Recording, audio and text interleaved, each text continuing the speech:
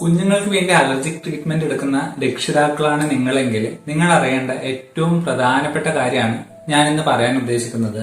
എന്താണെന്ന് വെച്ചാൽ, നിങ്ങൾ കുഞ്ഞുങ്ങൾക്ക് വേണ്ടിയിട്ട് അലർജിക് ട്രീറ്റ്മെന്റ് എടുക്കുമ്പോൾ തന്നെ അതിന്റെ കൂടെ ശ്രദ്ധിക്കേണ്ടതായിട്ടുള്ള കുറച്ച് കാര്യങ്ങളുണ്ട്.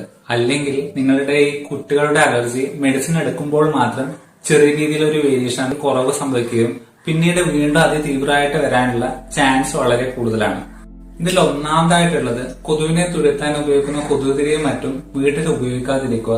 കുട്ടികൾക്കുള്ള ബെഡ്ഷീറ്റും വീട്ടിലെ കർട്ടനൊക്കെ എപ്പോഴും ക്ലീൻ ആയിരിക്കണം. അതായത് കുട്ടികളുടെ ബെഡ്ഷീറ്റൊക്കെ ഒരു 2 ദിവസം കൂടുമ്പോഴോ അല്ലെങ്കിൽ ഒരു 3 ദിവസം കൂടുമ്പോഴോ ചേഞ്ച് ആക്കിക്കൊണ്ടേ ഇരിക്കുക.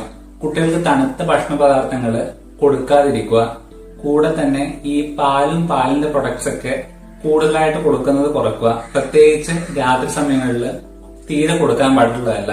കുഞ്ഞുങ്ങൾക്ക് ഫാൻ അല്ലെങ്കിൽ AC ഉപയോഗിക്കുമ്പോൾ ഫാൻ ആണെങ്കിൽ ഒരു മിനിമൽ സ്പീഡിൽ മാത്രം ഉപയോഗിക്കുക. AC ആണെങ്കിൽ ഒരു 24 കുട്ടികൾക്ക് ഉപയോഗിക്കുന്നതാണ് നല്ലത്. എന്നാലും കൂടുതലായിട്ട് ഉപയോഗിക്കാതിരിക്കുക.